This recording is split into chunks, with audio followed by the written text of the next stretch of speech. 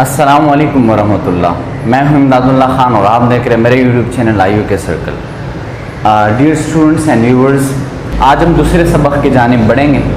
दूसरे सबक में आज हम ये सीखेंगे कि अलिफ से लेकर ये तक मुकम्मल हुरूफ तहज्जी को किस तरह लिखा जाता है। उससे पहले ज़रूरी ये है कि मैं आपको पुराने सबक का थोड़ा सा रिवीजन करवा दूं। तो रिवीजन के लिए हमने जो बेसिक कंपोनेंट्स पढ़े थे, वो हमारे पास जो बेसिक कंपोनेंट्स थे वो हमारे पास कुल 4 थे। उस बेसिक कंपोनेंट्स में क्या क्या था? उस बेसिक कंपोनेंट में पहली जो चीज़ हमने डिस्कस की थी वो ये था कि आपने 90 एंगल पर अलिफ लिखना है। ठीक है, ये हमने पढ़ा था। तो इसी तरह आपने क्या करना है कि अब उर्दू में भी आपने इन्हीं लफ्ज़ों को लिखना है। अब हम लिखने वाले हैं, यहाँ पर हमने बिल्कुल 90 एंगल पर एक अलिफ लिख दिया। ठीक है जी। अलिफ लिखने के बाद जो दूसरा कंपोनेंट था, जो बुनियादी चीज़ थी जो हमने सीखनी थी, वो ये थी कि हम देखूं यूँ लिखेंगे। बिल्कुल जो इब्तिदाई सिरा है और आखिर का सिरा है, दोनों को बिल्कुल आपने बराबर लेना है। फिर उसके बाद आपने क्या करना है, बे लिखना है। और फिर बे हमने सीख ली। अब उसी बे को आपने क्या करना है, यहाँ पर लिखना है। ठीक है जी, ये हो गया आपके पास बे। अब इसके बाद जो जो इसी से मिलते जुलते अल्फाज हैं, मिसाल के तौर पर टे हो गया, ते हो गया, टे से, ये हम मज़ीद नहीं करेंगे। ठीक है। इसके अलावा जो तीसरा बेसिक कंपोनेंट था हमारे पास, वो क्या था? हमारे पास सबसे पहले तो ये था कि हम सिंबल ऑफ क्रेसेंट सीख जाए। ठीक है। क्रेसेंट का सिंबल सीखने के बाद आपने क्या किया, 7 का सिंबल लगा के इसको जीम चे हैं जो बनाना था वो बना लिया।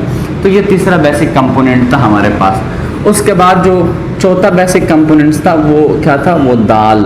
ठीक है। ये हमारे पास 4 बेसिक कंपोनेंट थे कि जो हमने करने थे। आज तो सबसे पहले आज इसी की रिवीजन हम कर रहे हैं। ठीक है। ये तो हो गई लास्ट जो हमने सबक पढ़ा था, ये तो उसकी रिवीजन हो गई। ठीक है। अब उसके बाद हम बात करेंगे कि इसके अलावा हम मज़ीद कौन कौन से हरूफ हैं जो हुरूफ तहज्जी का हिस्सा है वो हमने सीखना है। तो ये अलिफ आपने लिख लिया, तो उसी के साथ आपने बे, जीम, है, खे, दाल और ये सारी चीज़ें हमने सीख ली। अब हम इसके आगे बढ़ेंगे कि हमने मज़ीद हुरूफ किस तरह सीखने हैं। ठीक है। अच्छा जी, अब हम फोकस करेंगे रे पर। तो इसके बाद हम कोशिश करेंगे कि हम रे कैसे सीखेंगे। तो पहली कोशिश तो आपकी ये होनी चाहिए कि इसी तरह लाइन ना हो। ठीक है। एक ये लाइन बिल्कुल कम्प्लीटली तिरछा हो और उसके बाद इसमें ये हो। ठीक है। अब ये सीखने के बाद यहाँ पर देखें, हम बिल्कुल आसानी के साथ रे लिख रहे हैं। अच्छा जी, इसके बाद हम सीखेंगे सीन को।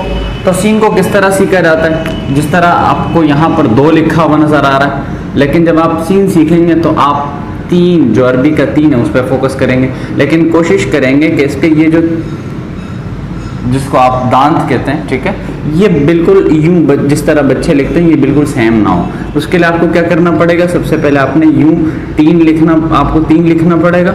उसके बाद आपको क्रेसेंट का सिंबल यहाँ पर लगाना पड़ेगा। ठीक है। क्रेसेंट का सिंबल जो मैं आपको बिल्कुल शुरू से कहता हुआ आ रहा हूँ कि इस सिंबल को याद रखें, इसकी प्रैक्टिस करें। वो उम्मीद है कि आपने प्रैक्टिस की होगी, तो आपको ये लफ्ज़ वहाँ पर लिखने में जो है वो दुश्वारी पेश नहीं आएगी। इसके बाद यहाँ आपने ये लिख दिया यूं, ये हो गया 3। उसके बाद आपने क्रेसेंट का सिंबल बना दिया, ये आपके पास हो गया सीन। लेकिन कोशिश कीजिएगा कि अब मेरे पास तो जगह भी कम है और मुझे वीडियो थोड़ी सी मुख्तसर बनानी होती है, तो अब सीन के बाद मैं शीन नहीं बनाऊंगा, बल्कि इसी सीन को ही मैं शीन बना के आपके सामने लिख रहा हूँ। सीन के बाद बारी होगी 7 की। तो 7 को किस तरह लिखना है आप देखिएगा। इस तरह हमारे पास बीज होते हैं। ठीक है। हम बच्चों को अक्सर यूँ बीज बना के देते हैं, तरबूज का बीज देख लें वगैरह वगैरह। ठीक है। तो आपने क्या करना है कि सबसे पहले यूँ बीज बनाना है। ठीक है। और फिर इसके साथ जो है क्या करना है, कड़ा अलिफ या कड़ा ज़बर के लिए वो बनाना है। ये बनाने के बाद आप क्या करेंगे कि यहाँ पर यूँ क्रेसेंट का सिंबल देंगे। क्रेसेंट का सिंबल जब भी आप देंगे तो ये आपके पास स्वाद आ जाएगा। ठीक है। और जब आप इसको स्वाद तक जब आप आ गए तो आपको ज़ाद बनाने की या ज़ाद लिखने की ज़रूरत नहीं है। ठीक है। क्योंकि इसकी शक्ल शेप सारी चीज़ें मिलती जुलती है। उसके बाद हम बात करेंगे त्वय की। तो त्वय के लिए सबसे पहले क्या ज़रूरी है कि जिस तरह मैंने आपसे पहले लेक्चर में कहा था कि आपने फोकस करना है किस चीज़ पे, अलिफ पे, और ताकि आपका अलिफ बिल्कुल 90 एंगल पर हो तो आप क्या करें, बिल्कुल यूं लिखें।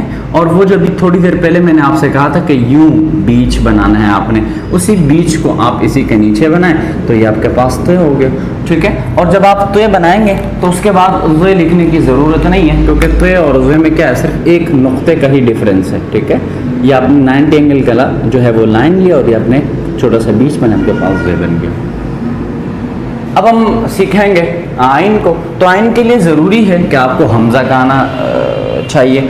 हमज़ा के लिए आप क्या करेंगे, दो पैरेलल लाइंस लेंगे, एक ये लाइन ये रहा, एक लाइन ये रहा, ठीक है। लेकिन कोशिश करेंगे कि ये लाइन नीचे वाला लाइन बड़ा हो, ऊपर वाला छोटा हो। ये आपने हमज़ा सीख लिया, ठीक है। अब मैं दोबारा आपको लिखवाने की कोशिश कर रहा हूँ, ये लीजिए, ठीक है, ये सीख लिया आपने, ठीक है।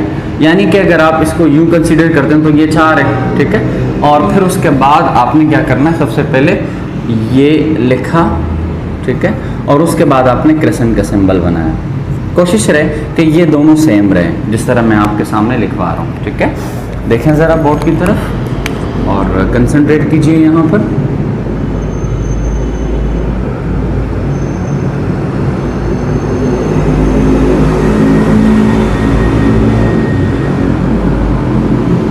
ठीक है। अब इसके बाद आइन के बाद गैन लिखने की ज़रूरत नहीं है, क्योंकि ये आप कर चुके हैं, ठीक है। अब बारी आती है फे की या फा की, ठीक है। तो उसके लिए ज़रूरी है कि आप क्या करें, 9 बनाएं, 9 लिखें।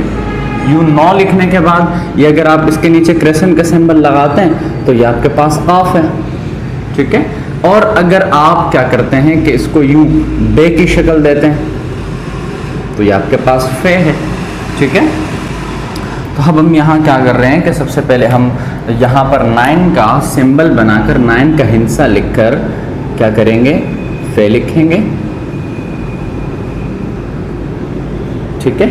उसके बाद हम क्या करेंगे, इसका काफ बनाएंगे। काफ कैसे बनाएंगे, अभी थोड़ी देर पहले यूं मैंने आपको बताया, आपने 9 लिखना है, फिर उसके बाद क्रेसेंट का सिंबल, ठीक है। क्रेसेंट का सिंबल आपने बना लिया, सो डेट्स मीन कि ये आपके पास पूरा का पूरा काफ हो गया, ठीक है। अब बारी आती है काफ की। तो आपने क्या करना है, जो शुरू से हम प्रैक्टिस करते आ रहे हैं कि बे को किस तरह लिखना है, तो आपने क्या करना है, यूं बे लिखनी है, ठीक है। बे बे आपने लिखी, फिर यहाँ पर एक कश लगाएं, ठीक है। कश लगाने के साथ ही आपके पास काफ है। और जब आप काफ सीख गए तो आपको क्या करना पड़ेगा, इसके ऊपर एक और कश लगाएंगे, एक और ज़बर लिखेंगे तो ये आपके पास गाफ भी बन जाएगा।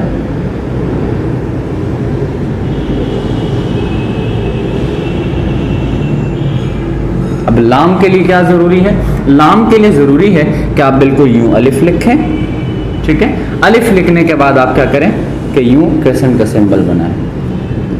क्रेसेंट का सिंबल जब आप बनाएंगे तो आपके पास लाम है, लेकिन जब आप यूं ऊपर वाले हिस्से को हटाएंगे आपके पास नून भी है, ठीक है। तो देखें, सबसे पहले हम लिखते हैं लाम। लाम के लिए ज़रूरी है कि आप एक अलिफ लिखें, उसके बाद आप क्या करें, क्रेसेंट का सिंबल लगाएं, आपके पास लाम है। नून के लिए क्या ज़रूरी है कि आपको एक पहले कड़ी ज़बर बनाएं, उसके बाद आप क्रेसेंट का सिंबल बनाएं। क्रेसेंट का सिंबल जब आप बनाएंगे तो ये आपके पास नून है। मीम के लिए ज़रूरी है, मीम को आपने किस तरह बनाना है, यूं करना है, ठीक है। और फिर उसके बाद देखें ज़रा, मीम, ठीक है। इसके बाद हम बात करेंगे वाव की। तो वाव के लिए क्या ज़रूरी है कि सबसे पहले आपने 9 लिखना है, ठीक है। और फिर उस 9 के बाद आपने क्या करना है, इसको जो हमने रे पढ़ी है, ठीक है, तो रे की जो आधी शक्ल है वो आपने यहाँ देनी है, ठीक है। और अगर आपने दाल भी सीख ली है तो तब भी कोई इशू नहीं है, आप यूँ दाल लिखें और यहाँ पर इसको थोड़ा सा घुमाएं, ये आपके पास वाव आ गया, ठीक है। देखें ज़रा बोर्ड की तरफ, ये रहा आपके पास रे और हमने इसको वाव बनाया। अब है के लिए क्या ज़रूरी है कि आप दाल की आधी शक्ल बनाएं। दाल की आधी शक्ल आप कैसे बनाएंगे वो ज़रा मैं आपको दिखा रहा हूँ। जिस तरह हम दाल लिखते हैं ना यूँ, ठीक है, उसकी आधी शक्ल बनाएंगे और उसके बाद आप क्या करेंगे, यूँ आप उसे इसके है बनाएंगे, ठीक है। दोबारा देखें ज़रा, इसी तरह आपने क्या करना है,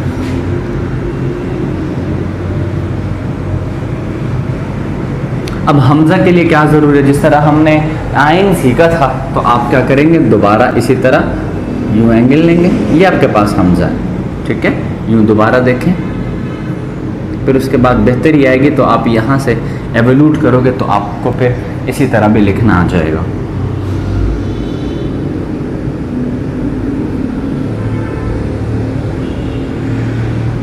ठीक है, अब हम या लिखेंगे तो या के लिए क्या ज़रूरी है, या के लिए ज़रूरी है कि आप क्या करें, यूं उल्टा साथ लिखें, जिस तरह हम साथ लिखते हैं ना, यूं साथ लिखते हैं हम, आप इन दो इस चीज़ को हटा के क्या करें, यूं उल्टा साथ लिखें। यूं उल्टा साथ लिखने के बाद आप क्या करेंगे, क्रेसेंट का सिंबल लेंगे, ये आपके पास ये है, बहुत ही आसान तरीका है। ठीक है, अब देखें ये आपके पास उल्टा सिंबल आ गया साथ का, और ये आपके पास, ठीक है। अब देखें दोबारा मैं आपके सामने लिखवाने की कोशिश कर रहा हूँ ताकि आपको बिल्कुल आसानी से समझ आ जाए। देखें आपने क्या किया, उल्टा साथ लिखा, उल्टा साथ लिखने के बाद आपने क्या किया, यू शेप दी उसको। ठीक है, फिर उसके बाद या लिखेंगे, सबसे पहले आप कड़ा ज़बर लिखेंगे और फिर आप मद लेंगे और फिर उसको आप यूँ सीधे लेंगे। ठीक है, अब दोबारा देखें ज़रा, बड़ी ये लिखने के लिए आपको क्या करना पड़ेगा, सबसे पहले एक खड़ा ज़बर, उसके बाद एक छोटा सा मद, और फिर उसके बाद आप क्या करेंगे, उसको यूं शेप देंगे तो ये आपके पास बड़ी ये आ जाएगी। ठीक है,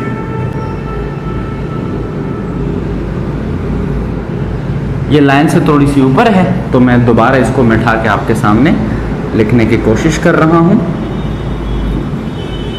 ये लीजिए आपके पास कड़ा ज़बर, ये लीजिए आपके पास मद, और ये लीजिए आपके पास बड़ी है। ठीक है जी, तो ये बुनियादी चीज़ें जो कि आपने सीखनी है। ठीक है, आप अगर ये बिल्कुल बुनियाद सीखेंगे तो आगे आपको कोई भी मसला नहीं आएगा। तो चैनल को सब्सक्राइब कीजिएगा, इन तमाम वीडियोस को अपने दोस्तों के साथ शेयर कीजिएगा। जज़ाकल्लाह।